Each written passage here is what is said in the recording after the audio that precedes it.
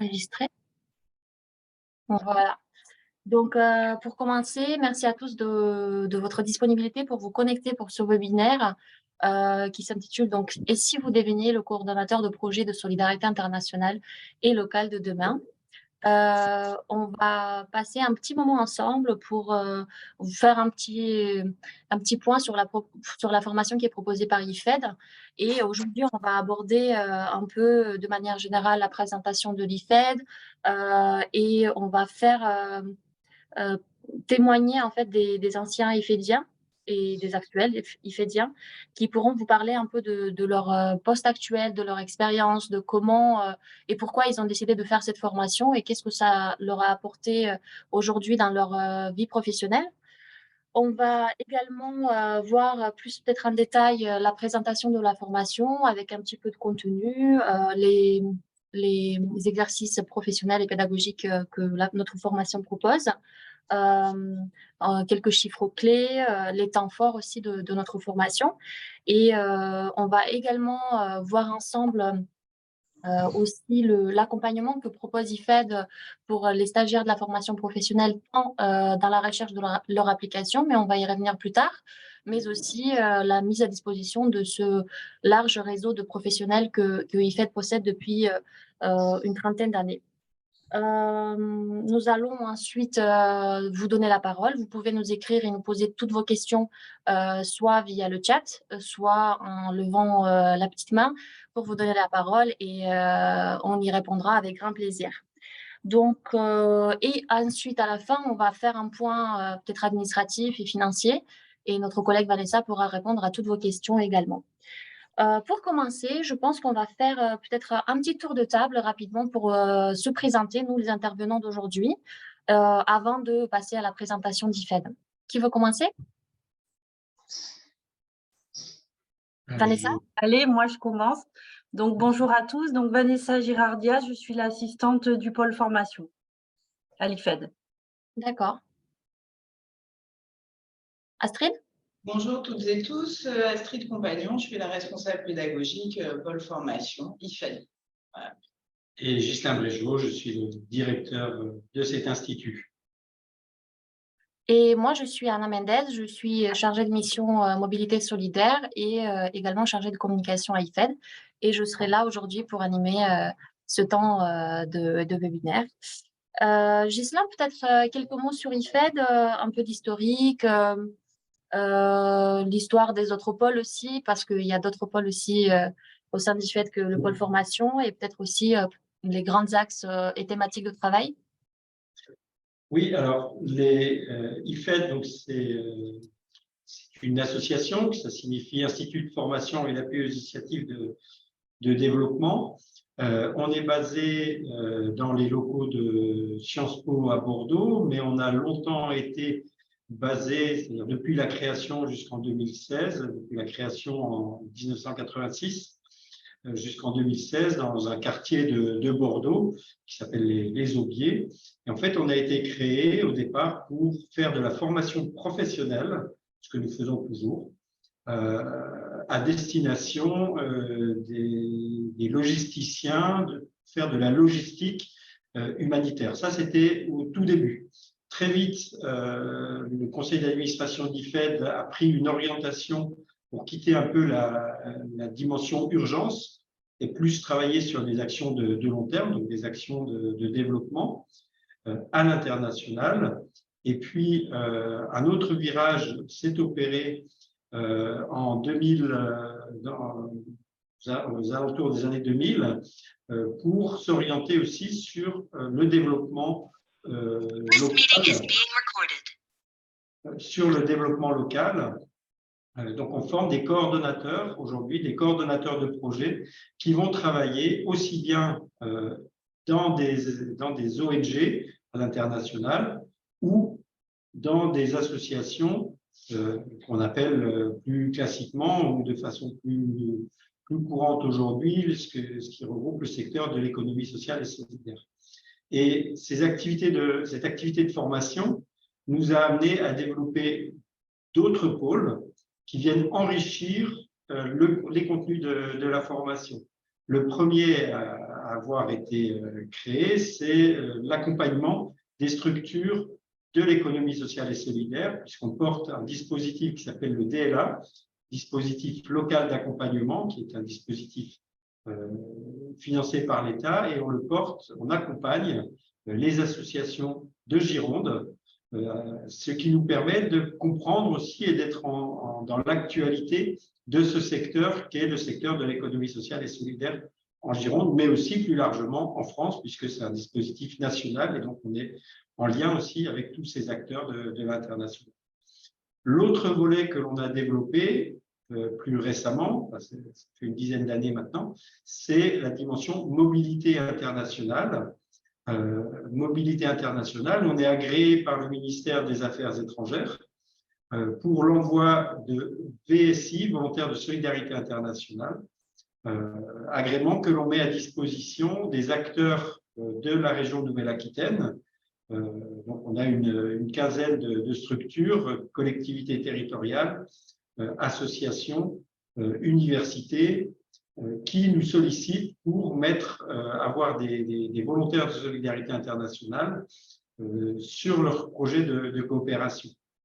Et cette dimension-là nous permet d'être en lien aussi avec les besoins des terrains de coopération, ce qui nous permet de comprendre aussi les compétences dont on a besoin. Et on a également un autre pôle qui vient aussi enrichir les contenus de formation, c'est le pôle Europe, où avec des partenaires européens, on travaille sur des modules qui permettent aussi d'améliorer les contenus de la formation. À titre d'exemple, cette année, on va avoir un module autour du management à distance, management des organisations à distance, comment on fait pour conduire des actions de développement quand on est loin les uns des autres, comment on travaille ensemble quand on est à distance. Et tout cela fait que nous allons aussi, nous nous interrogeons aussi, et ça fera partie de ce qui va se passer l'année prochaine, on travaille aussi sur mieux adapter la formation aux changements actuels que connaît le monde, que ce soit en termes de géopolitique, mais aussi en termes de conséquences sur les territoires chez nous. Voilà, en quelques mots, les grands axes. Évidemment, on travaille dans la dynamique des objectifs de développement durable et on ne travaille pas seul, on travaille notamment avec SOCoopération pour la dimension internationale et la CRES pour la dimension plus économie sociale et solidaire, pour être toujours en phase avec les besoins des acteurs et pour que vous soyez formés pour accompagner ces acteurs au mieux. Voilà, Anna, ce que je pouvais dire. Merci, Ghislain. On va passer pour la suite. Je vais donner la parole à nos anciens IFEDiens et IFEDiennes pour parler un petit peu de vous, de votre parcours, de votre poste actuel, de votre structure, et puis peut-être dans un second temps de votre parcours universitaire ou académique, et pourquoi en fait vous avez décidé de faire cette formation de coordonnateur de projet de solidarité internationale et locale avec IFED. Je sais que parmi nous, il y a Ludivine Briard, il y a Victor Focard et Aurélie Godin. Donc, je ne sais pas qui veut commencer. Aurélie? Allez, soyons fous. Du coup, je me présente, donc Aurélie Godin. Je suis en deuxième année donc en application de l'IFED. Je réalise mon application auprès de la RRMA, donc le réseau régional multi-acteurs SOCoopération. Donc, comme l'avait mentionné Ghislain, SOCoopération et l'IFED travaillent ensemble dans les missions de congé de solidarité internationale. Donc, qui fait partie de mes missions aujourd'hui. Tu veux que je parle plus de la formation en soi que peut-être l'application que je fais, Anna? Ce sera peut-être mieux. Tu peux nous expliquer peut-être un peu ton parcours et pourquoi tu as décidé de faire cette formation à IFED, puisque c'est une formation professionnelle, peut-être en fait il y a des raisons qui t'ont poussé plutôt vers notre formation et pas une autre. J'ai réalisé un DUT carrière sociale. Donc, avant de faire donc cette formation professionnelle, j'étais animatrice socioculturelle. Et donc, du coup, j'étais aussi animatrice dans tout ce qui était dans le cadre de l'éducation populaire. Donc, après mon DUT, j'ai réalisé un mémoire sur les organisations non gouvernementales en ce qui concerne les droits des enfants. Et c'est là que j'ai découvert un petit peu à mes dépens tous les enjeux un peu internationaux qu'il pouvait y avoir, les enjeux aussi des associations, des organisations et surtout de ce que c'était la solidarité internationale aussi. Et c'est ça qui m'a donné envie de travailler un peu plus en profondeur là-dessus et notamment dans les droits des enfants. Et donc après mes études, je me suis renseignée donc au CRIJ de ma ville. Donc c'est le centre un centre régional d'information jeunesse pour pouvoir continuer mes études, mais plus dans la solidarité internationale. Et c'est comme ça que j'ai découvert ce que c'était que l'IFED. Alors à l'époque, il y avait des mesures, il me semble, pour pouvoir rentrer donc à la formation. Donc il me semblait, si je ne me trompe pas, il fallait avoir plus de 25 ans, ce qui n'était pas mon cas du tout. Il fallait aussi avoir de l'expérience à l'international. Donc j'ai décidé de partir pendant au moins 1 an en Afrique avant de pouvoir intégrer l'IFED et aussi pour voir si c'était vraiment ça que j'avais vraiment envie de réaliser et de faire. Donc, j'ai essayé pas mal de dispositifs et je me suis rendu compte que certaines associations n'étaient pas. Enfin, j'ai un peu appris à mes dépenses que c'était que le volontourisme. Et puis, j'ai réussi à partir finalement au Gabon. Donc, j'y suis restée pendant 2 ans et demi. Donc, au début, c'était pendant la période du Covid. Donc, mes missions ont été frisées. Donc, le cadre de mon VSI que je devais faire au Togo a été annulé. Et je me suis retrouvée bloquée par hasard au Gabon pendant la période du Covid. Donc, j'ai été bénévole dans une association. Et en fait, rapidement, ils m'ont proposé un poste de chargé de projet et, qui allait me former justement pendant toute cette année-là. Et c'est là où je me suis dit, c'est vraiment quelque chose que j'ai envie de faire. Donc, c'est pour ça que je suis revenue en France pour candidater auprès de l'IFED. Voilà, c'était très synthétique. Je suis désolée, peut-être que je suis partie un peu trop loin. Mais voilà en ce qui concerne mon parcours et maintenant, je suis ici. Merci beaucoup Aurélie. Non, non, c'était très bien. Qui veut prendre la suite? Ludivine, Victor? Qui se lance? Je vais prendre la suite si ça te va, Ludivine. Du coup, moi, je me présente, je m'appelle Victor Flacard, je vais sur mes 24 ans. Et du coup, je suis actuellement en application pour valider ma 2e année de formation à l'IFED. Je suis en tant qu'assistant coordination et juridique en service civique dans une association qui s'appelle Grandir dignement, qui lutte pour le droit des mineurs en conflit avec la loi. Donc, c'est une association qui est qui est portée à la fois au niveau national avec des actions en France, que ce soit dans la région Grand Est, en Île-de-France aussi, et aussi à l'international, notamment à Madagascar et au Niger.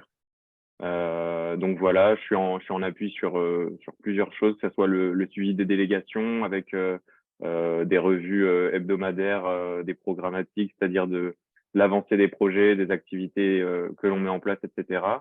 Je suis aussi en appui sur les rédactions de rapports, que ce soit des rapports intermédiaires pour nos bailleurs techniques enfin, nos partenaires techniques et financiers, des rapports aussi annuels, des rapports finaux, à la fois de la communication. Donc c'est un petit peu vaste comme domaine d'action, mais c'est ce qui est intéressant et c'est ce qui m'a poussé un peu de me tourner vers une moyenne association, petite association encore, parce qu'ils sont encore avec un budget inférieur au million d'euros. Donc, ça reste une petite association, mais ce qui est chouette, c'est que du coup, on peut toucher un petit peu à tout et avoir des journées qui sont bien remplies et riches en plein de choses, notamment en apprentissage. Et du coup, moi, comme Aurélie, j'ai fait une formation de DUT carrière sociale, animation sociale et socioculturelle.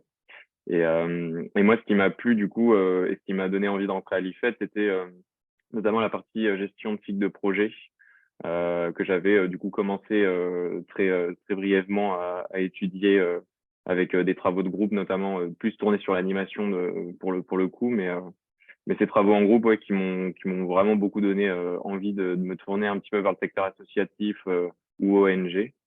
Donc voilà, et puis j'avais postulé aussi sur une autre formation en licence, mais c'est vrai que le côté de l'IFED, notamment le côté financier aussi qu'on peut avoir avec l'indemnisation de Pôle emploi quand on y a le droit. C'est ça aussi qui m'a poussé à rejoindre l'IFED. Et puis j'en suis content aujourd'hui. Quoi dire d'autre? Je sais pas. Je pense que j'ai fait un petit peu le tour. J'étais encore plus concis. Merci beaucoup, Victor. Pas de souci. Ludivine? Oui, bonjour à tous. Donc, moi, c'est Ludivine Briard. Moi, j'ai 33 ans et je suis actuellement donc, en application. Donc, comme Victor et Aurélie, on était dans la même promo. Donc, j'ai commencé. Moi, je suis en application, donc une espèce de stage long terme, dans une association bordelaise qui s'appelle Nouveau Cycle. C'est une association qui lutte contre la précarité menstruelle, les tabous liés aux menstruations, donc par des sensibilisations de l'événementiel, et qui porte un projet de plaidoyer pour améliorer la santé gynécologique en France. Donc moi, je suis chargée de projet, du projet pour améliorer la santé gynécologique en France dans cette association-là.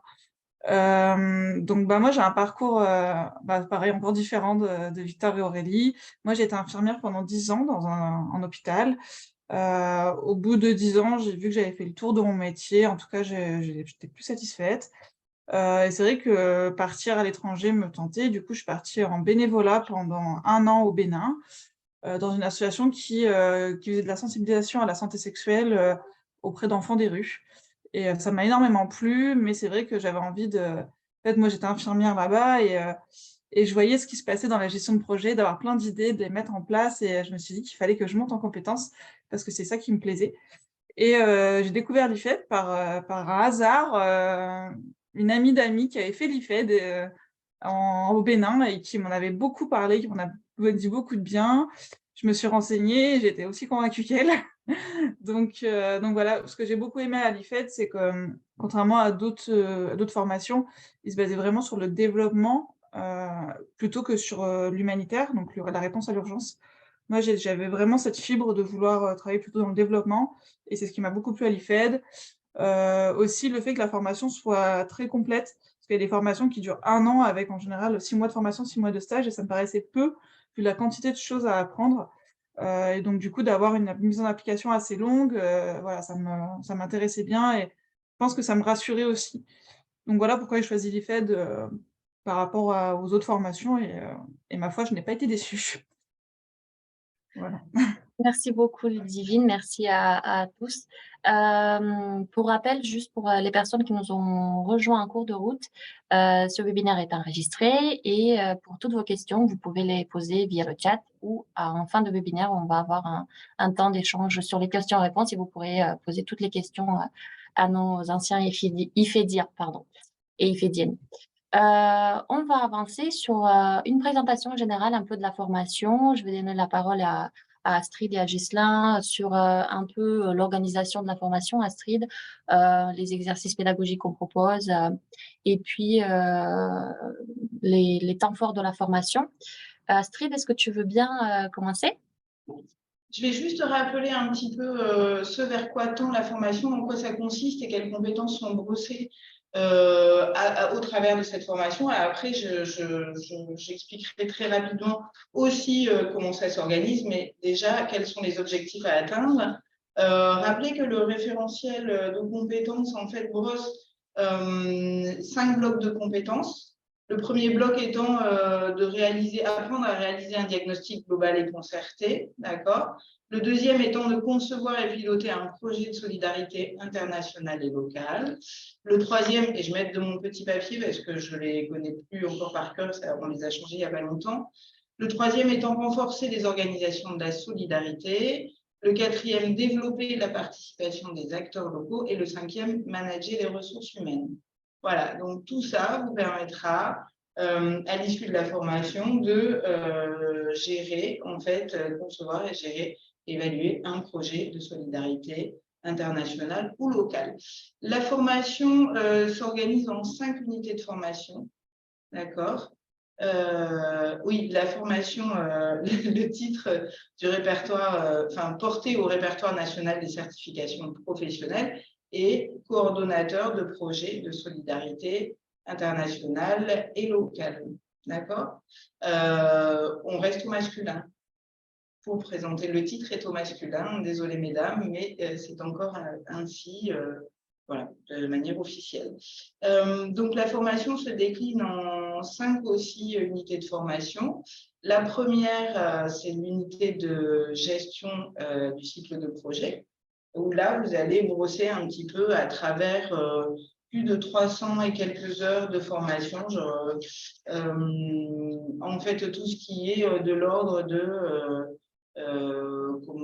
du diagnostic, de l'histoire du projet, de qu'est-ce que c'est qu'un projet de solidarité internationale ou locale, l'approche projet, toute la comptabilité qui est, ah non, ça c'est dans l'autre, tout ce qui est financement des projets. Et puis, vous trouverez dedans les deux principaux les deux principaux exercices d'application pendant la première année, qui vont être, alors anciennement nous appelions l'ACPD, et aujourd'hui il s'appelle l'Access, donc je ne sais jamais, c'est appui concerté à un exercice de diagnostic en fait. On va dire que ça regroupe ça à peu près. Ça, c'est un exercice qui est réalisé par groupe de 6 à 8 stagiaires. Donc, il y en a 5. La promotion est partagée en 5. Mais nos actuels anciens pourront en témoigner tout à l'heure. Et c'est un exercice donc, de diagnostic plutôt territorial ou diagnostic d'implantation qui est réalisé tout au long de l'année à partir d'une commande soit institutionnelle, soit associative. Voilà. Donc, à l'issue de cet exercice, au mois de juin, vous savez conduire collectivement un diagnostic de territoire. Ensuite, le deuxième exercice, là-dedans aussi, c'est la réponse à un appel d'offres. Donc, c'est l'écriture en fait d'un projet pour répondre à un appel d'offres, ce que communément en interne on appelle le proposal, c'est l'intitulé anglophone en fait. Donc une réponse à appel à projet, ou pareil en groupe alors là c'est pareil, à peu près 8 stagiaires, 8 à 9 stagiaires, il y a 4 groupes. Vous répondez à un appel d'offres qui émane soit de fonds européens, de bailleurs européens, soit du Conseil régional de Nouvelle-Aquitaine. Et là, nos anciens nous éclaireront aussi là-dessus. Donc, tout ça, c'est pour l'unité de formation gestion de projet. La deuxième unité de formation, c'est le management des acteurs. Donc là-dedans, vous allez trouver tout ce qui concerne un petit peu tous les enseignements en fait qui vous enseignent ce que sont les acteurs au nord et au sud, les concepts qui sont liés à tout ce qui est de l'ordre de la coopération, de la solidarité internationale, de la solidarité locale, l'économie sociale et solidaire, les stratégies liées à ces coopérations. Vous avez aussi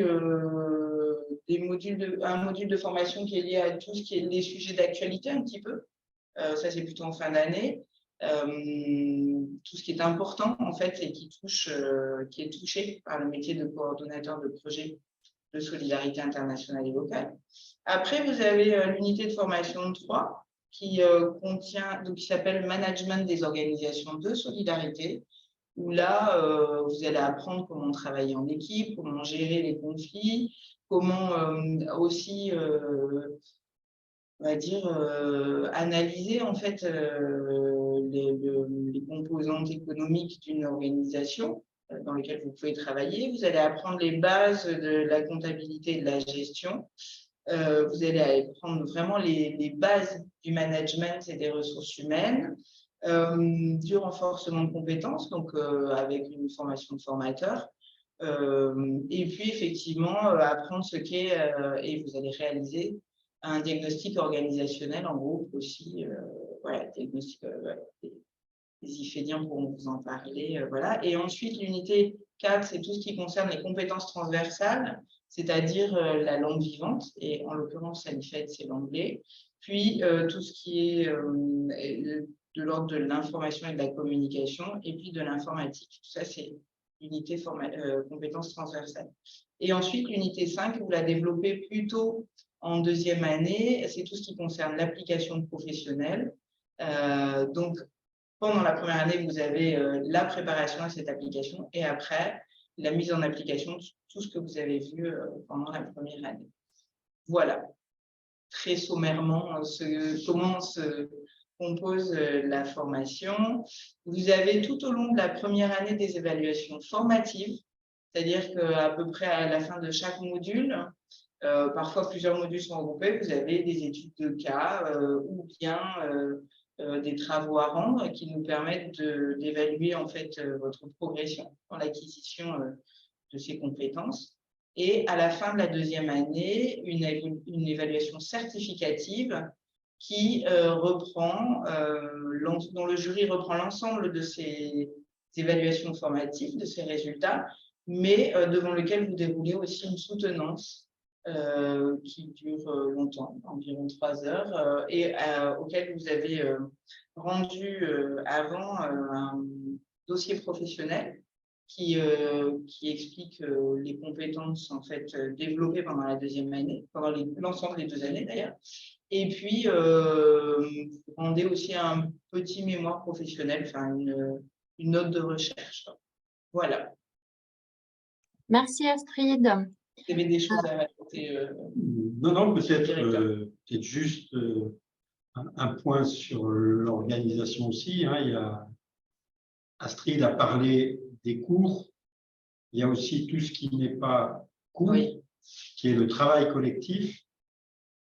C'est une des bases de la première année. Il y a beaucoup de travail en groupe parce que, comme vous l'avez peut-être compris à travers les trois IFEDiens présents, Victor, Aurélie et Ludivine, les IFEDiens proviennent dans la promotion, tout le monde vient d'origines différentes. Et ces origines nous obligent vous obligent à comprendre comment d'autres personnes peuvent réfléchir, avoir d'autres angles de vue. Et c'est déjà une première approche du travail de coordination, du travail d'un coordonnateur, que de travailler sur ces méthodes de travail ensemble. Et c'est aussi quelque chose qui est très attendu, très recherché par les employeurs, cette capacité à travailler avec d'autres. C'est-à-dire que juste pour entériner ce que dit Ghislain, sur le travail en équipe, on n'a pas besoin de vous évaluer avec un exercice. Vraiment, on vous évalue tout au long de l'année grâce à ces travaux collectifs et puis aux soutenances multiples et variées que vous avez à réaliser. Et c'est là que l'on voit comment, vos aptitudes à vous organiser et à gérer aussi les conflits. Merci beaucoup. Peut-être donner la parole à nos IFEDiens et IFEDiennes un petit peu sur ces exercices pédagogiques. Comment vous les avez vécus aussi? Est-ce que c'était quelque chose qui a constitué une plus-value pour vous, pour votre carrière professionnelle, ou en tout cas votre projet professionnel? Qui veut prendre la parole? Victor? Je sais pas, Ludivine, tu voulais y aller sinon? C'est bon? Ok. Ouais, mais pour revenir sur ce qu'Astrid disait à l'instant, oui, c'est vrai que on est beaucoup amené à travailler en groupe tout au long de l'année et c'est vraiment ce qui est super intéressant aussi parce que vraiment c'est un métier où on est tout le temps en lien avec du monde, que ce soit des partenaires associatifs, des partenaires techniques, des partenaires financiers aussi, des bailleurs, etc.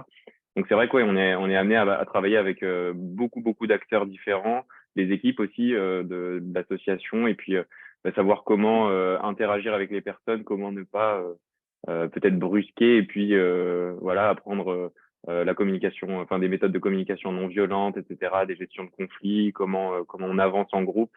Parce que c'est vrai que c'est un métier qui est assez prenant et qui est assez, enfin, on le voit un petit peu, je sais pas si c'est aussi le cas aussi pour vous, Ludivine et Aurélie, mais c'est vrai que c'est assez prenant et puis que c'est chacun en fait essaye de défendre son point de vue. Donc c'est ce qui est chouette, c'est on peut s'enrichir un petit peu de l'opinion et des avis de chacun.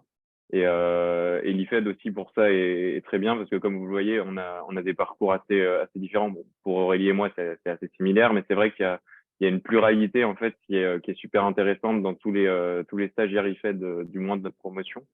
C'est que ben, on va un peu chercher les compétences et développer les compétences grâce aux personnes présentes dans nos groupes. Donc, ça peut être, je sais pas, je vais dire un exemple un petit peu grossier, mais admettons Ludivine qui était beaucoup plus tournée santé, etc. Elle aura peut-être pas la même vision que moi, qui suis plus tournée animation sociale, etc. Au lien avec les personnes, comment répondre à tel ou tel problème. Donc voilà, c'est un petit peu s'enrichir des sensibilités de chacun et puis des compétences de chacun. Donc c'est ça qui est vraiment super intéressant. Et puis oui, après travailler un petit peu, on a quelques soutenances aussi, comme le disait Astrid, dans l'année. Donc c'est la plupart du temps c'est quand même des soutenances qui sont collectives en groupe.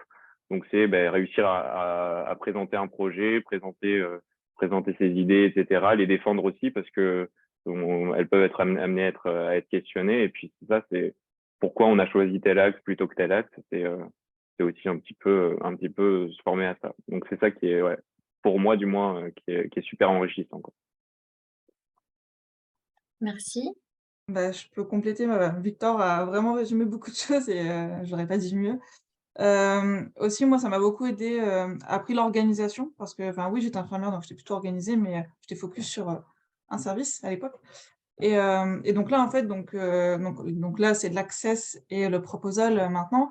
Donc en fait c'est des groupes, donc c'est des groupes on est en groupe, mais souvent on n'est pas dans les mêmes groupes. C'est-à-dire que, j'étais avec 7 personnes d'un côté et 9 autres personnes de l'autre.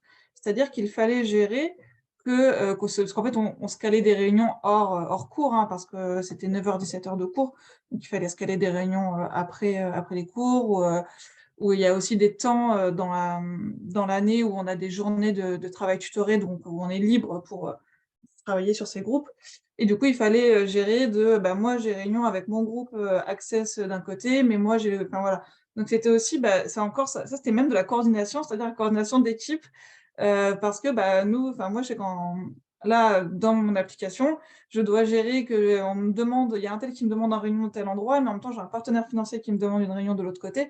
Donc en fait, c'est des choses aussi que, j'ai déjà expérimentées, à l'école et puis aussi derrière gérer, mes révisions, pour les pour les évaluations.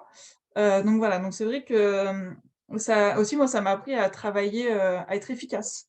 C'est-à-dire ne pas perdre de temps.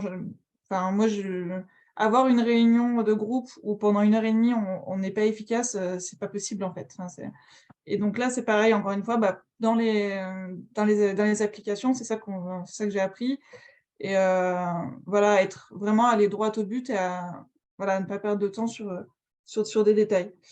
Et moi aussi, ce que j'ai appris, parce que c'est pareil, hein, comme disait Victor, on est vraiment d'horizons différents. On avait dans la promo, il y avait des gens entre 20 ans et 40 ans, donc avec toutes les expériences, différentes, de tous ces gens-là et accepter aussi à lâcher du lest. C'est-à-dire que c'est pas parce qu'un projet te tient à cœur, comme nous dans l'associatif, enfin moi je suis dans l'associatif actuellement, oui, mon avis, je pense qu'il est très important, mais en fait, tout le monde a le même projet qui le tient à cœur et du coup, réussir à faire des compromis, à lâcher du lest. OK, ça, j'aurais pas forcément fait comme ça, mais ça va pas nuire au projet, donc j'accepte. Enfin, voilà. Moi, j'ai vraiment aussi beaucoup appris sur moi et je pense que ça m'a vraiment beaucoup aidé pour mon application actuelle et aussi présenter à l'oral. Alors ça, moi, c'était un gros problème quand je suis arrivée et merci les soutenances, ça a pas été simple, mais maintenant j'y arrive beaucoup mieux. Merci beaucoup, Ludivine. Aurélie, tu vas nous dire quelques mots aussi? Oui, donc pour essayer de pas non plus redire ce que mes camarades ont dit, moi surtout, je voulais mettre un point qui était très important, que j'ai pu vraiment voir pendant ma formation à l'IFED. Donc il y en a 2, c'est que avant d'aller à l'IFED, j'ai fait de la coordination de la gestion de projet, mais à l'international, on m'a montré des choses, on a dit qu'on allait me former sur des choses et en fait, j'ai dû le faire un peu à tâtons parce qu'en fait, on ne m'a pas du tout formée. Hein. Je l'ai vraiment fait toute seule et en fait, je me suis rendu compte que la première fois que j'ai vu ce que c'était qu'un cadre logique, par exemple, du coup, quand j'étais à Libreville au Gabon, personne ne m'a expliqué ce que c'était. Mais quand je suis allée à l'IFED, à plein de façons, à plein de cours, où il y avait des intervenants qui parlaient, etc., ça me faisait toujours un lien, un écho qui me dit « Ah, c'est ça, mais ça, j'avais vu ça. Et ça, c'est vrai qu'on fait ça. C'est vrai qu'il faut faire attention à ça. » Et donc, du coup, ce qui permet aussi de dire que la formation, elle a quand même aussi quelque chose d'extrêmement concret. Parce que moi, j'ai fait les choses à l'envers. J'ai d'abord fait du terrain avant de faire la formation. Mais ça prouve que du coup, ça colle et ça match. Et ça m'a permis vraiment de mieux comprendre certaines choses, d'avoir plus de nuances. Et surtout que on sent que c'est bien pensé. Tous les cours qui ont été faits, etc., les modules, ils sont, on peut dire, pourquoi est-ce qu'on voit ça? Mais en fait, tout est très bien pensé parce que tout est dans une dynamique de transversalité.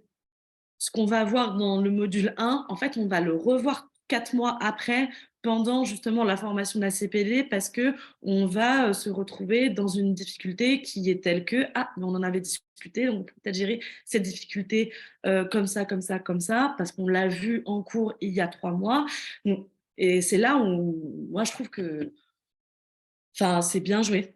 Enfin, je suis pas payée pour dire ça, je vous assure. Mais je trouve que c'est bien pensé. Et enfin, je voulais aussi dire quelque chose, c'est que je pense que ça nous permet aussi de grandir, ça nous permet, comme on a dit, quand c'est beaucoup de travaux de groupe. Donc oui, il faut prendre les capacités de chacun. Oui, il faut aussi lâcher du lest parce que du coup, ce qui compte, ça va être la réalisation du projet et que des fois, ça nous touche nous et un peu notre ego et il faut aussi savoir le mettre de côté pour la bonne réalisation du projet. Mais aussi, ça nous apprend à ce que chaque équipe est différente. Donc, on a plusieurs façons de travailler, on a plusieurs groupes de travail, mais en fait, on va avoir un mode de fonctionnement qui va être complètement différent en fonction des personnalités ou du projet qu'on fait.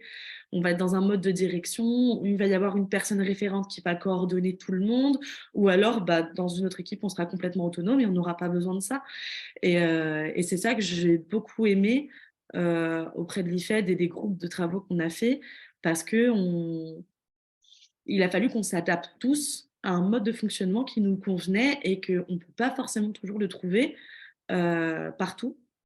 Et c'est ça que moi j'ai trouvé ça vraiment important et chouette de savoir comment est-ce qu'on s'articule ensemble dans la réalisation d'un projet. Voilà. Merci beaucoup, Aurélie. Ghislain, est-ce que vous voulez nous en dire un peu plus sur les temps forts de la formation et sur nos présences dans différentes instances et différents Oui, événements? alors, les temps forts de la formation 2023-2025, il y aura, on va participer au Forum national de l'économie sociale et solidaire qui aura lieu fin janvier à Niort. C'est un forum qui a lieu tous les 2 ans, donc on essaie à chaque fois de s'organiser pour que la promotion puisse aller découvrir les acteurs de l'économie sociale et solidaire. Et puis, peut-être que vous avez aussi entendu parler d'un forum mondial de l'économie sociale. Il se trouve que ce forum, depuis 2 ans, est à Bordeaux. Le siège est à Bordeaux et on travaille en étroite relation. Et devrait se tenir le Forum mondial de l'économie sociale à Bordeaux en 2025. Donc, on va avoir tout un travail de préparation. On va participer, IFED va participer, et la promotion participera aussi à des exercices autour de ce forum. Et puis, et là, c'est en construction aussi, des passerelles avec Sciences Po, avec donc, Sciences Po Bordeaux, pour que, à la suite de ce titre obtenu à IFED, vous puissiez aussi passer un diplôme avec Sciences Po. Donc ça, c'est quelque chose qui est nouveau, qui est en construction des deux côtés, à la fois chez nous et à Sciences Po, pour essayer aussi de vous donner d'autres aspects de la formation. Et puis, bien sûr, on travaille aussi toujours sur les objectifs de développement durable, à la fois avec SOCOopération, mais aussi avec un certain nombre d'autres acteurs. Voilà, et puis il y a encore des choses qui sont en train de se mettre en place pour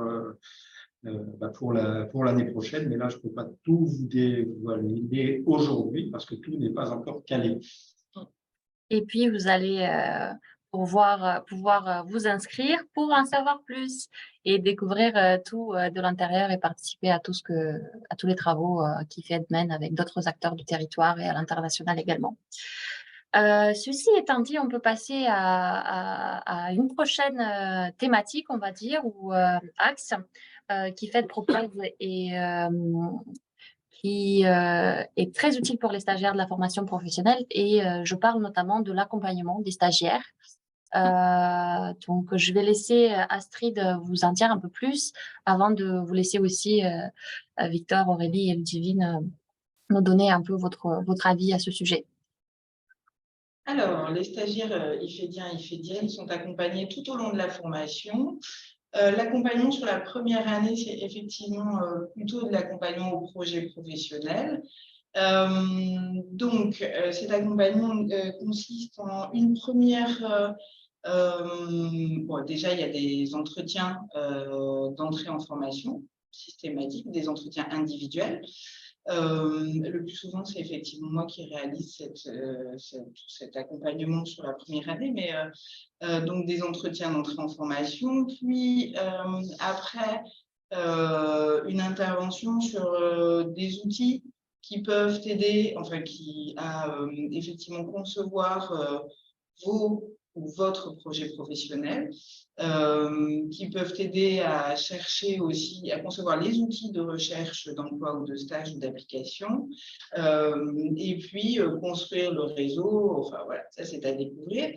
Il passe aussi par l'organisation de 3 journées professionnelles que l'on appelle journée connaissance du champ professionnel. Sur chaque journée, il y a 4 organisations ou dispositifs qui sont présentés donc, par les professionnels qui en font partie, qui viennent le plus souvent présenter cela et qui, après, grâce à ces journées, se mettent souvent à disposition des IFEDiens et IFEDiennes pour les accompagner ou en tout cas pour les aiguiller dans une recherche de projet aussi, ou bien qui viennent directement en proposant une application pour l'année suivante. Ça peut être un stage, ça peut être un CDD, c'est rarement un CDI dans un premier temps, mais voilà. Donc ça, c'est 3 fois par an. Et ensuite, tout au long de la première année, il y a aussi des entretiens sur le projet professionnel au mois de mars, au début avril. Aussi un suivi à la fin de l'année sur effectivement où en est en fait le projet de départ en application, la recherche d'application de la 2e année, et puis tout au long de l'année, des entretiens individuels possibles et des ateliers organisés sur l'aide de motivation, CV, recherche, enfin voilà, toutes les problématiques liées à la recherche d'application en 2e année. L'accompagnement de la 2e année, en fait, la promotion, donc il y a 2 personnes qui accompagnent directement les stagiaires. Là, ce sont mes 2 collègues, par exemple Luc et Emmanuel. Un qui est sur ceux qui travaillent soit à l'international, soit depuis la France vers l'international ou pour l'international. Et puis l'autre qui accompagne ceux qui sont plus précisément dans le champ de l'économie sociale et solidaire locale en France. Et donc, cet accompagnement est réalisé en fait par le biais circulation de fiches de suivi. Je crois que c'est maintenant tous les 2 mois, voilà. Et puis, vous êtes accompagné aussi à la rédaction de la note de problématique qui va configurer les prémices de votre mémoire. Voilà. Bien évidemment, ça c'est l'accompagnement très singularisé, mais l'ensemble de l'équipe pédagogique, mais aussi des collègues de l'IFED accompagnent par leur prisme, en fait, ou leur spécialité, sur certaines choses, les stagiaires tout au long de la formation. C'est-à-dire que mes 3 collègues qui sont effectivement, qui travaillent pour le DLA, dispositif local d'accompagnement, que présentait rapidement Ghislain tout à l'heure, bien évidemment reçoivent avec plaisir les stagiaires qui veulent vraiment aller intervenir dans ce secteur-là pour soit les mettre en lien avec des organisations, soit leur donner des conseils. Enfin, voilà. On peut dire que l'ensemble de l'équipe de l'IFED est, alors je déteste ce mot-là, je ne dirais pas au service, mais en tout cas se mobilise pour pouvoir accompagner les stagiaires vers à la fois l'obtention du titre, mais aussi l'insertion en application lors de la 2e année, puis en emploi en sortant de la formation. Voilà. Merci beaucoup. Peut-être à vous encore, Victor, Aurélie, Ludivine, quelques retours sur l'accompagnement proposé par IFED, j'ose même dire dès l'étape de l'inscription et de la demande de dossier pour intégrer la formation, mais même jusqu'à l'obtention du diplôme. Quel souvenir en gardez-vous? Je peux y aller. Personnellement, moi, j'avoue que j'ai trouvé que l'équipe était quand même était hyper accessible. C'est vrai qu'on a l'avantage, c'est quand même, on a une petite promo, enfin, on est entre 36 et 40, je crois que c'est toujours ça les chiffres. Il y a quand même pas mal d'intervenantes, de formateurs, et ce qui fait que, enfin, moi, quand je demandais un rendez-vous quand j'étais en première année, c'était rarement après 3 jours. Donc, quand j'avais des questions sur ma recherche d'application, j'ai eu une fiche de poste, qu'est-ce que vous en pensez? Enfin voilà, c'était toujours bien d'avoir justement d'avoir le regard des formateurs, et assez rapide. Même quand on envoie un mail, parce que on a eu un petit temps en visio, il y a eu des petits cas Covid, voilà. Même par mail, ça a été rapidement à chaque fois, et c'est vrai que je me suis jamais sentie délaissée par les formateurs. Même en application, j'ai eu des petits allées-venues durant la formation au début. J'ai vraiment senti que les formateurs étaient là, et ça fait plaisir en fait, on se sent pas, enfin, moi en tout cas arrivant en application en 2e année, je me suis pas sentie lâchée en mode: «C'est bon, elle est plus dans les locaux, elle nous a oubliés», quoi. Enfin, voilà, on l'oublie, et pour la suivi du mémoire, honnêtement pareil avec mon professeur qui suit mon mémoire, en général quand je demande un rendez-vous, j'arrive à l'avoir dans les 3 jours. Donc c'est vraiment hyper rapide, et enfin voilà, moi j'ai vraiment trouvé une équipe, une équipe qui répondait à ce que j'avais besoin, et sans non plus nous materner, hein. Faut pas non plus abuser, on est des adultes. Mais en tout cas, non, moi j'ai eu vraiment un bon retour là-dessus. Je laisse la parole. Merci, Ludivine. Moi, je veux bien prendre la suite.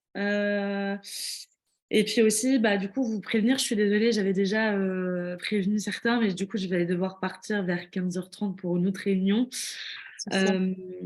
Moi, je vais plutôt parler de l'accompagnement administratif.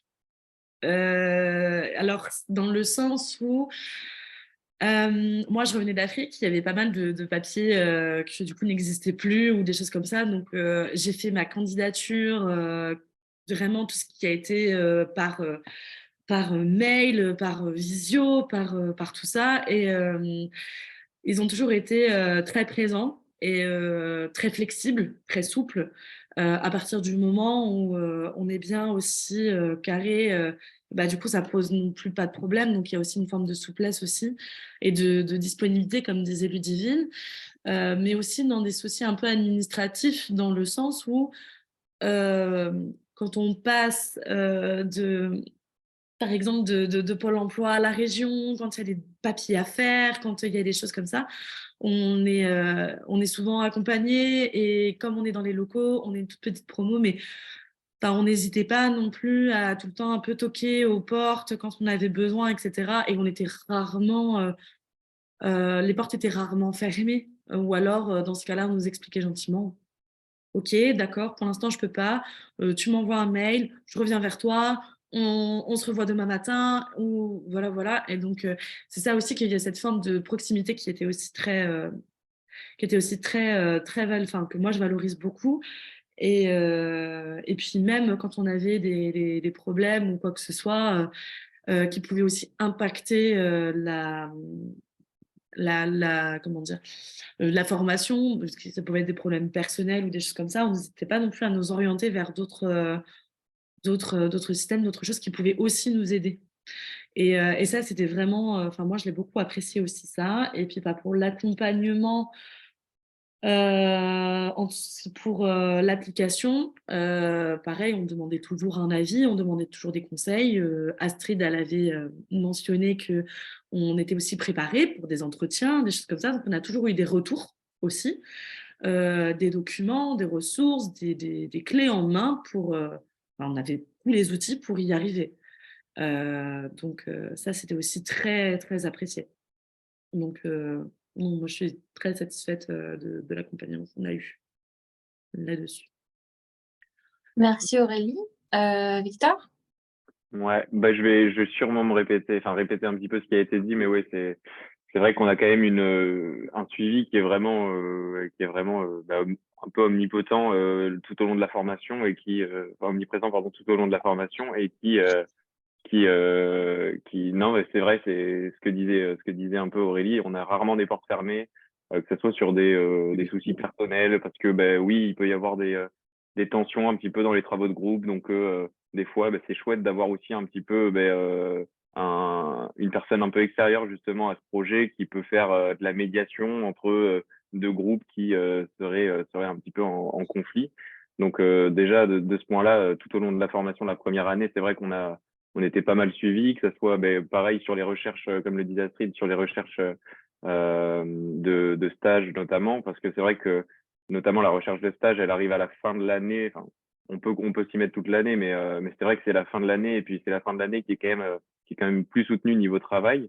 Donc trouver le temps et puis prendre le temps surtout, parce que le temps on l'a souvent, mais c'est vrai qu'on est tellement plongé la tête dans le projet, que c'est rare qu'on arrive à se libérer du temps, enfin, pour mon cas du moins.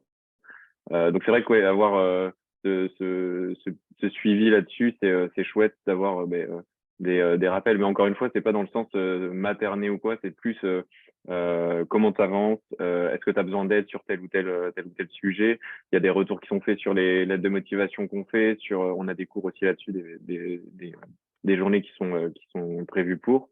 Donc c'est ça, c'est chouette. Et il y a des retours, comment s'améliorer, comment il y a des entretiens aussi fictifs qui sont faits entre du coup les intervenants et puis les stagiaires.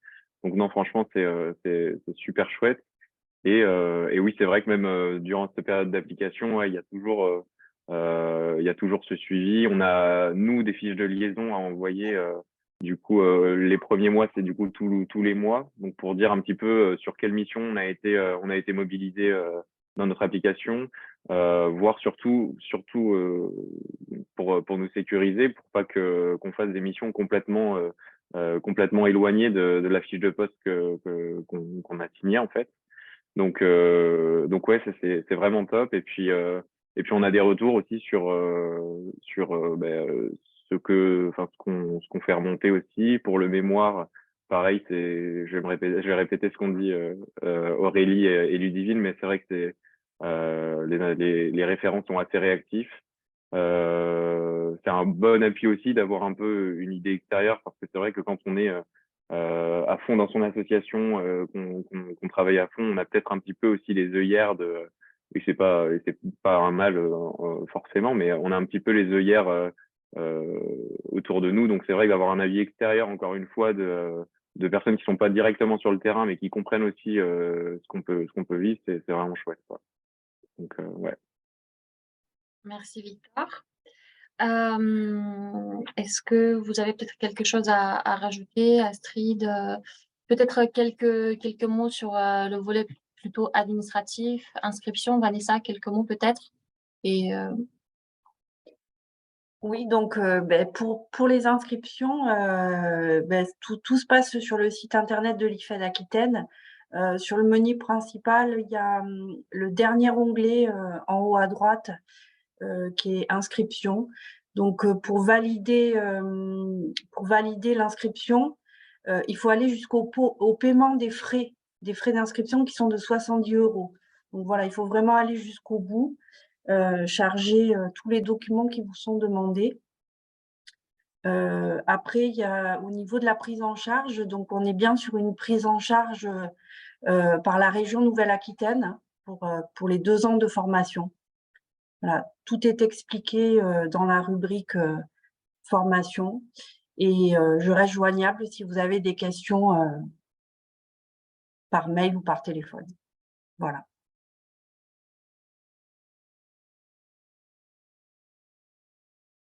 merci beaucoup, Vanessa.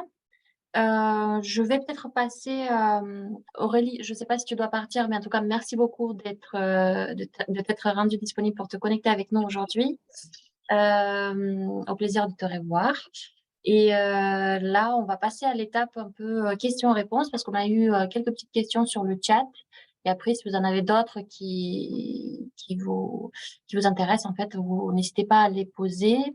Bon, on avait une question de Juliette qui nous a demandé quelles sont vos perspectives professionnelles à la fin de votre application. Donc, je pense que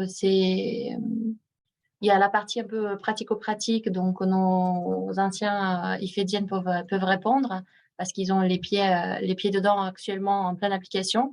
Et puis aussi peut-être développer un petit peu plus sur les secteurs, Astrid et Ghislain dans un second temps. Voilà. Qui souhaiterait prendre la parole? Bah, du coup, je vais bien prendre la parole. Comme ça, après, je vais pouvoir vous quitter. Malheureusement, je suis désolée. En ce qui concerne moi, mes perspectives professionnelles, j'ai toujours voulu repartir en Afrique dans la solidarité internationale. Et en fait, actuellement, pour repréciser un petit peu ce que je fais en ce moment, c'est que donc, je suis auprès d'un réseau régional. Et je suis dans un secteur, je suis chargée de mission auprès de l'engagement, de la mobilité et puis aussi de la jeunesse. Et je promue des dispositifs qui permettent de pouvoir financer des projets, notamment des projets de jeunes, donc avec le fonds GEP.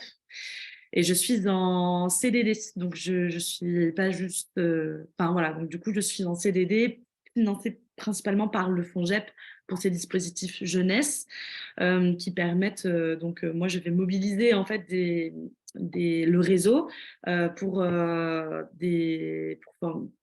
des instructeurs qui vont évaluer en fait ces projets-là. Donc c'est une création de poste qui a été fait cette année. C'est un poste normalement qui est un projet pour 3 ans. Donc si tout se passe bien, après la fin de ma formation, j'envisage peut-être justement de pouvoir repostuler sur ce même poste pour continuer du coup tout ce qu'on fait. Je pense que c'est aussi important parce qu'on peut vraiment capter et être vraiment très à l'aise sur ce genre d'activité vraiment au bout de 8 mois, peut-être voire même 1 an. Donc c'est pour ça que du coup, si j'ai la possibilité de pouvoir continuer jusqu'au bout de ce projet, je le ferai. Ou alors, dans ce cas-là, je partirai en VSI, dans ce cas-là, auprès d'une association que j'ai découverte justement grâce à l'application et le réseau de ce coopération et de partir 1 an, du coup, sûrement dans le continent africain encore, mais en VSI. Voilà. Donc, Merci beaucoup, Aurélie. je ne sais pas si du coup il y a d'autres personnes qui veulent peut-être répondre ou qui ont d'autres questions. Et sinon, dans ce cas-là, je vous souhaite une très très bonne journée à vous tous. Et puis merci beaucoup. Et puis à bientôt. À bientôt. À bientôt Aurélie, merci. Au revoir, merci. Ludivine, Victor, un petit peu sur les perspectives après votre application. Ouais, moi j'aimerais bien revenir aussi et puis compléter un peu ce que disait Aurélie sur les perspectives aussi sur comment on peut s'engager. C'est bien c'est bien de revenir un peu dessus, je trouve, parce qu'il y a énormément en fait de moyens de s'engager dans le développement à l'international ou alors des missions de solidarité internationale aussi. Il y a plusieurs dispositifs, il y a des volontariats de solidarité internationale et puis ça sera de toute façon présenté pendant la formation IFED. Donc c'est ça qui est chouette, c'est que on a vraiment une idée un petit peu de quel poste on peut avoir, quel statut on peut avoir aussi. C'est ça qui est très très chouette. Pour les perspectives après l'application, c'est vrai que le poste de coordonnateur de projet, on l'aura pas directement en sortant de l'IFED. Ça dépend des compétences qu'on a, bien entendu, au préalable avant la formation. Mais c'est vrai que on part plus sur des missions, vu qu'on n'a pas encore, enfin pour mon cas, c'était pour ma part, c'était pas le cas, pardon, de connaissances vraiment du terrain, notamment pour partir à l'étranger, c'est assez compliqué si on n'a pas une connaissance du contexte local. De la géopolitique aussi qu'il y a dans le pays parce que ça compte quand même beaucoup mine de rien. Donc c'est vrai qu'on on est un petit peu il y a pas mal de postes qui font rêver mais malheureusement auxquels on peut pas tout le temps postuler ou alors on peut postuler mais on n'aura pas forcément une réponse positive. Mais ce qui est chouette c'est qu'il y a beaucoup de stages qui sont possibles, que ça soit dans des grosses associations, des grosses ONG. La plupart du temps, c'est surtout au siège social, donc en région parisienne, etc. Pour mon cas, oui, moi, je suis du coup au siège social de l'association. Et oui, non, après, les perspectives, pour ma part, moi, j'envisage de continuer J'étais plus tourné environnemental en arrivant à l'IFED. C'est vrai que là, je commence à vraiment prendre à cœur la cause de l'enfance. Donc, du coup, je pense m'orienter dans ce domaine-là. Et c'est vrai qu'après, une fois qu'on commence à avoir des compétences et des connaissances d'un sujet, que ce soit, moi surtout, pour mon cas, c'est beaucoup des connaissances juridiques, notamment sur les droits en fait des enfants, les droits fondamentaux des enfants, comment on peut justement essayer de sensibiliser, que ce soit des ministères, parce qu'on est notre association est en partenariat, nous, avec les ministères de la Justice de Madagascar et du Niger. On est reconnu par eux, donc en gros c'est ça, c'est savoir avoir une meilleure connaissance des différents acteurs autour d'un domaine. Et là pour le coup, une fois qu'on commence à avoir de l'expérience dans un domaine, c'est vrai que lors des entretiens, on peut déjà beaucoup plus se défendre et puis essayer peut-être de passer outre le manque d'expérience qu'on peut avoir sur un terrain ou quoi que ce soit. Donc voilà, je ne sais pas si Ludivine, tu voulais ajouter quelque chose en plus. Alors, moi, c'est un peu différent puisque, en fait, j'ai pas beaucoup d'expérience de coordo. Par contre, j'ai de l'expérience dans la santé. J'ai 10 ans d'expérience dans la santé. Ce qui fait que, j'ai peut-être je sais que mon profil l'intéresse peut-être un peu plus. Moi, enfin, plus, parce que j'ai déjà l'expérience de terrain. Donc du coup, moi, en tout cas, je vais continuer à m'orienter vers la santé publique parce que j'aime toujours ça. J'aime toujours la santé. J'ai juste plus envie d'être près des patients. Et donc, et comme en plus j'avais un statut de fonctionnaire en étant infirmière, j'aimerais bien le garder parce que c'est pas un statut mauvais. Et donc du coup, je pense je postuler par exemple à l'Agence régionale de la santé, au département, à la région, dans tout ce qui est santé sexuelle, santé des femmes, parce que c'est vraiment un sujet qui me porte. Après, il y a aussi des assos qui m'intéressent énormément, des assos d'aide aux victimes, d'aide aux femmes victimes, etc. Et ça, par contre, ça, c'est vrai que c'est le vrai avantage de nos applications, c'est qu'on se fait énormément de réseaux, surtout quand tu fais une application dans le domaine dans lequel tu aimes, et en général, on fait ça. Ce qui fait que moi, du coup, là, moi, je suis dans une asso féministe à Bordeaux, une asso dans la santé des femmes. Clairement, je commence à rencontrer des gens et je pense que je vais commencer gentiment à dire, parce que moi, au 31 août, mon stage se termine, donc au 1er septembre, je n'ai plus rien. Et l'asso dans laquelle je sais, même si j'aimerais fortement y rester, ils n'ont pas le budget de prendre un salarié. Ça, c'est dit, ça a été dit, et bon, c'est comme ça, c'est la vie. Mais donc, du coup, comme dans les rencontres partenariales, on commence à se rencontrer, on commence à faire son nom, ah, t'es Ludivine de Nouveau Cycle, nanana. Et ce qui fait que c'est vrai que voilà, quand il y a des postes qui peuvent s'ouvrir, enfin, voilà, moi, je le dis clairement, moi, mon stage se termine le 31 août. Si jamais t'entends parler d'un poste, je suis là. Et ça, c'est vraiment la force du réseau aussi de l'IFED. Et aussi, un truc moi, que je voulais rajouter, c'est que l'IFED, c'est quand même une formation qui est quand même très connue. Moi, quand j'ai postulé à des applications, on m'a souvent dit: «Ah, tu as fait l'IFED». Parce que, bah, c'est gage de qualité quand même et ça, c'est plutôt cool dans un CV. Donc voilà. Mais voilà, moi, mes perspectives, c'est, d'abord dans le domaine public si possible, après dans l'associatif. Mais par contre, moi, j'ai envie de rester en France parce que c'est cool l'étranger, mais j'aime bien la France. Voilà. Oui, merci beaucoup Ludivine. C'est vrai qu'on a beaucoup parlé du côté international des débouchés de cette formation, mais c'est également le cas pour du développement local, donc on peut tout à fait prétendre à des postes en France. Peut-être un petit peu plus pour développer les débouchés de cette formation. Ghislain, Astrid, vous voulez peut-être développer un peu plus sur les secteurs et les, Oui, les peut-être thématiques.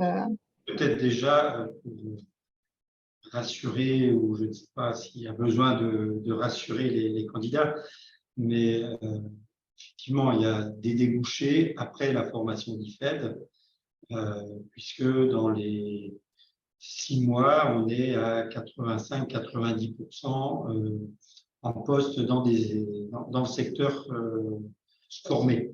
Hein. Donc, c'est quand même un score dont on est relativement fier. Hein. Et ensuite, c'est des postes qui sont aussi beaucoup en CDI, hein, assez rapidement pour des CDI. C'est pas de l'emploi précaire. Là, on est en train d'avoir des statistiques qui sortent. Alors je recherche les éléments que j'ai. Plus de la moitié là sont en CDI et quelques-uns en CDD de plus de 12 mois. Après, on en a qui sont en moins de 12 mois aussi, hein. Mais voilà, on a quand même une très forte majorité sur des contrats relativement longs. Après, certains, après la formation qui est lourde, au dire des IFEDiens, se disent, bon, je m'accorde une petite pause. Voilà, mais ensuite pour revenir travailler après. Et ce travail se fait effectivement en partie en Nouvelle-Aquitaine, hein, puisqu'on a un quart à peu près des diplômés qui travaillent en Nouvelle-Aquitaine, et on en a à peu près autant qui travaillent en dehors de la France. Donc, quand je dis en dehors de la France, c'est aussi bien en Europe qu'en Afrique ou en Asie, sachant que le contexte géopolitique actuel fait que la partie internationale est beaucoup plus complexe qu'il y a quelques années. Voilà, quelques mots peut-être, Astrid, sur les secteurs. Oui, alors juste pour ajouter sur l'international, que ce qu'on peut observer, c'est que ça a été dit un petit peu là par nos actuels, donc presque anciens, beaucoup d'IFEDiens, IFEDiennes, quand ils arrivent, n'ont pas forcément d'expérience au préalable, hein, expérience professionnelle. Donc ceux-là, l'application leur permet de se créer une première expérience, et quand bien même ils souhaitent partir à l'international, c'est un petit peu un processus après. Ils commencent par service civique, par exemple, quand ils sont en application la deuxième année, puis engagement en VSI pour vraiment partir plus loin, et enfin accéder à un salariat à l'international, et puis pouvoir faire des allers-retours entre économie sociale et solidaire locale, puis repartir à l'international. J'observe souvent avec surprise que des personnes qui étaient plutôt vraiment orientées sur le local, comme c'était un peu le cas c'est toi hein, qui en parlais, Victor, aussi, voilà, le sont restés pendant 2 ans après, puis finalement ont décroché de très chouettes postes pour Médecins du Monde à l'international, ou pour Solidarité Internationale, ou effectivement encore, on l'a vu pour MSF, bon là c'était plus spécialisé, mais en fonction des parcours antérieurs, en fait, ils arrivent à effectivement construire à partir d'une stratégie moyen terme en général, parce qu'on va développer dans la formation les 3 scénarios, court, moyen, long terme. En tout cas, ils arrivent à atteindre leurs objectifs au moins à 2-3 ans, quand c'était de l'international. Sur les secteurs en termes d'économie sociale et solidaire, donc plutôt local, on retrouve une partie des IFEDiens, une fois certifiés dans des associations d'éducation populaire ou des fédérations, type, bon, je vais donner, il y a des gens Léo Lagrange, FCV et autres. On en retrouve aussi dans tout ce qui est le secteur, si, c'est tout ça, c'est le secteur éducation populaire, tout ce qui est lié à l'alimentaire aussi. Maintenant, les banques alimentaires, les associations, comment ça s'appelle, les épiceries solidaires et autres. Tout ce qui est accueil aussi, et accueil migrants, accueil mineurs non accompagnés, d'accord. Et puis tout ce qui est CHRS, donc ça c'est plutôt le sanitaire et social en fait, les centres d'hébergement d'urgence en fait. Et notamment, ça se développe de plus en plus dans ce secteur-là du fait de la grande paupérisation galopante depuis tous les événements qu'on a connus ces dernières années, hein, Covid et puis la crise, enfin voilà. Donc, et en général, ils commencent souvent par des postes de chargés de mission et ils arrivent assez rapidement à des postes de cadre en fait, soit de direction, soit directement, soit de direction de service en fait. Voilà, pour rajouter de plus. Sinon, effectivement, les grosses ONG, comme on le disait, parfois quelques… Les collectivités. Oui, les collectivités, bien évidemment.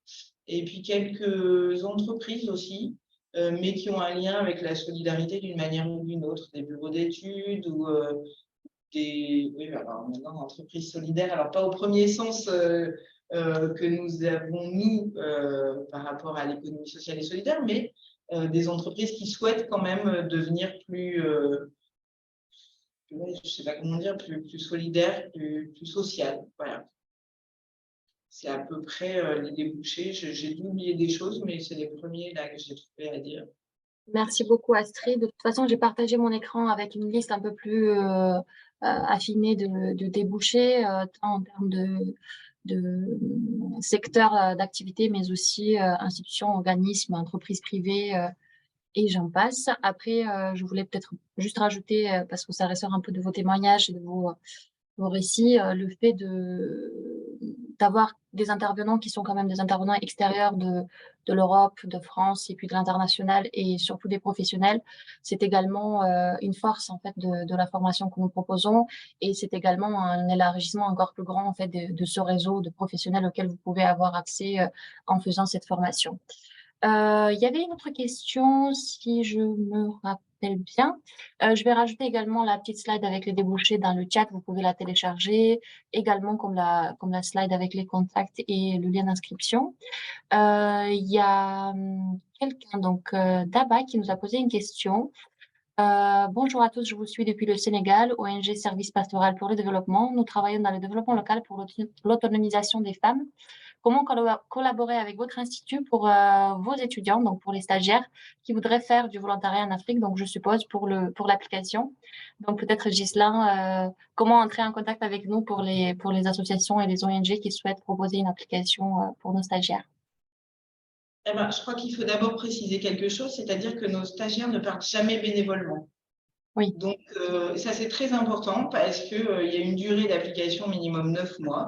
Et le seul moyen pour eux de partir, c'est de passer par un dispositif, c'est-à-dire qu'il faut que l'association puisse proposer, soit par le biais d'un partenaire direct, soit par le biais d'une organisation de portage, un volontariat de solidarité internationale ou bien un service civique international ou directement un salariat, mais en passant par l'organisation de l'ONG qui serait partenaire. Aucun ne partira bénévolement. Voilà. parce que l'objectif de la formation, c'est de former des professionnels, et les professionnels sont rémunérés. Et donc, le temps de leur apprentissage fait partie aussi de cette stratégie, hein, et le temps de leur apprentissage, de leur application auprès des acteurs avec lesquels ils travaillent, ils vont apporter des connaissances, des compétences, et donc ça doit être rémunéré, indemnisé au cours de cette deuxième année.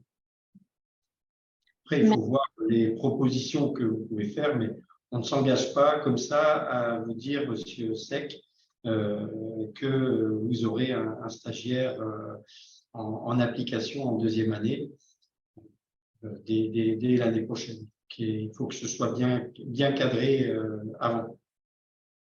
Mais vous pouvez tout à fait prendre contact avec nous via l'email ifed@ifed.org et nous pourrons en discuter plus en détail ultérieurement. Est-ce que vous avez peut-être d'autres questions concernant, peu importe, les débouchés, les inscriptions? Je pense que ça, je peux le redire, donc ces premières années ici dans nos bureaux à IFED, deuxième année en application, soit en France, soit à l'international. On ne propose pas de formation à distance. Peut-être un petit mot, Ghislain, sur les modules VAE? Astrid? Oui, alors, on peut aussi obtenir le titre par la validation des acquis de l'expérience. Hein, pour ceux qui candidatent chez nous et qui ont déjà beaucoup d'expérience, on propose un dispositif, enfin, c'est pas on propose, hein, il existe un dispositif dans le droit de la formation en France qui s'appelle la VAE, qui permet de faire reconnaître ses compétences directement sans suivre de cours. Hein. Par contre, il faut bien avoir toutes les compétences, et donc là, on peut aussi vous accompagner sur cette dynamique-là dans le cadre de la reconnaissance par la VAE. Alors, c'est accessible très simplement, hein. Vous regardez sur notre site aussi, vous avez des informations pour vous y retrouver. Et puis là aussi, on peut vous accompagner, c'est pas une obligation, ça dépend de vous. On peut vous accompagner pour la rédaction et la présentation du mémoire devant le jury. Peut-être juste une précision sur la prise en charge pour la formation longue, ce qu'on appelle la formation longue. Donc, Anna a dit que c'était pris en charge par la région. C'est pris en charge par la région et le Fonds social européen pour toute la partie pédagogie. Et il y a une prise en charge par Pôle emploi ou par la région si vous n'avez pas de droit à Pôle emploi pour votre indemnisation. C'est-à-dire que pendant l'année où vous êtes, pendant la première année où vous êtes dans le mur, vous êtes rémunéré par Pôle emploi ou par la région Nouvelle-Aquitaine, sous réserve que vous ayez des droits, que vous soyez éligible, c'est-à-dire résident en Europe, avec droit de travail pour ceux qui sont étrangers, avec droit de travail à temps plein. Merci Ghislain, merci Astrid. Je ne sais pas, vous avez d'autres questions peut-être pour les personnes qui n'ont pas encore osé nous les poser? Vous pouvez les poser dans le chat si vous souhaitez également, si vous en avez. En tout cas, ce que vous devez également savoir et noter, c'est que toute l'équipe est là et disponible pour toute question par mail ou par téléphone. J'ai envoyé la petite slide avec les numéros de contact. N'hésitez pas à nous contacter, n'hésitez pas à demander des conseils ou un accompagnement sur l'inscription si vous avez besoin. Et puis, nous serons là pour répondre à toutes vos questions avec grand plaisir.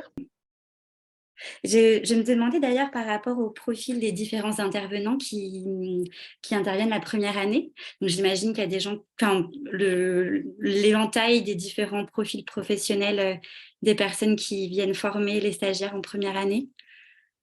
Alors, il y a des profils très différents. Il y a d'abord des formateurs en interne. Ghislain intervient, par exemple. On a un collègue aussi qui intervient beaucoup sur la gestion de projet. Chacun d'entre nous intervient à un moment donné, plus ou moins dans la formation. Et puis, on a quelques professeurs d'université, en fait, et sinon des professionnels, géographes, politologues, comptables pas vraiment, mais enfin gestionnaires, comptables. Et puis, on a des Michel Morin aussi, des couteaux suisses. Je pense notamment à Sébastien Bénèche, comme pourrait en témoigner nos actuels prestataires, qui interviennent sur plusieurs choses. Voilà, on a des personnes, mais tous sont spécialistes de ce qu'ils vont enseigner, en fait. Donc, soit par le prisme vraiment professionnel au quotidien sur le terrain, ou soit par le prisme de la recherche. Ok. Et pour la durée du stage, ou de l'application en deuxième année, donc c'est 9 mois minimum. Et ça peut être plus long.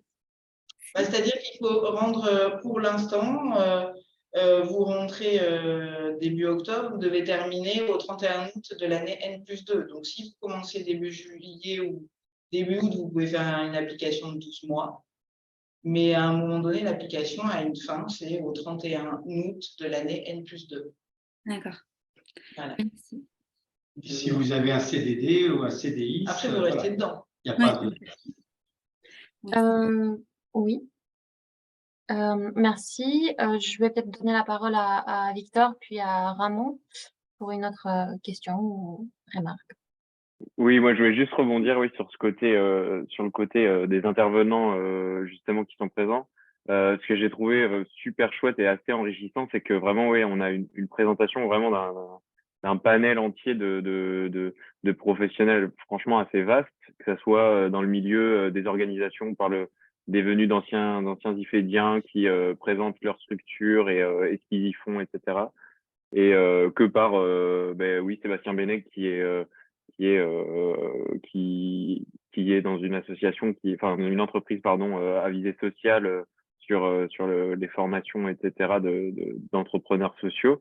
C'est un panel qui est super enrichissant et qui, je pense que tout le monde trouve un petit peu son compte entre guillemets dans les présentations qui sont faites et les interventions, parce que c'est ça, on passe soit par la question environnementale, la question sociale. Il y a beaucoup d'intervenants qui travaillent aussi dans l'ESS, etc. Donc c'est vrai qu'on a une richesse quand même assez intéressante là-dessus, et du coup on peut s'enrichir de plein de choses. Et puis ça aussi, ça nous ouvre un peu les yeux sur les possibilités aussi qu'on peut avoir. C'est vrai que moi, avant d'arriver, j'avais une connaissance assez restreinte de l'ESS. Pour moi, c'était vraiment que le milieu associatif, et puis après c'était tout. Et non, en fait, les entreprises sociales, ça existe aussi, et il y en a de plus en plus. Donc c'est quand même chouette, tu vois, d'ouvrir les yeux là-dessus. Ouais. Merci Victor. Est-ce que quelqu'un d'autre souhaiterait prendre la parole? Sinon, on va clôturer aujourd'hui ici notre webinaire. En tout cas, merci à toutes et à tous pour vos présentations, vos témoignages, vos interactions. C'était très enrichissant. Oui?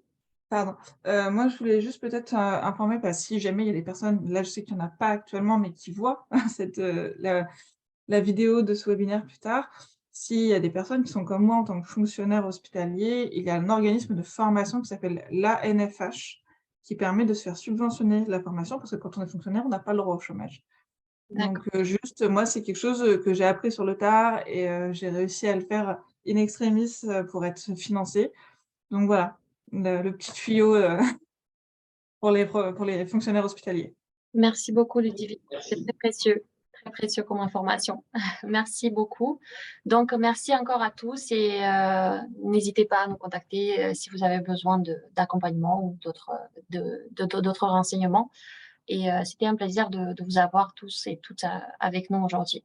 À bientôt peut-être. Et on vous attend à la rentrée. On vous attend à la rentrée. Bonne journée. Merci. Bonne journée tout le monde. Au revoir. Au revoir, merci. Au revoir. Au revoir.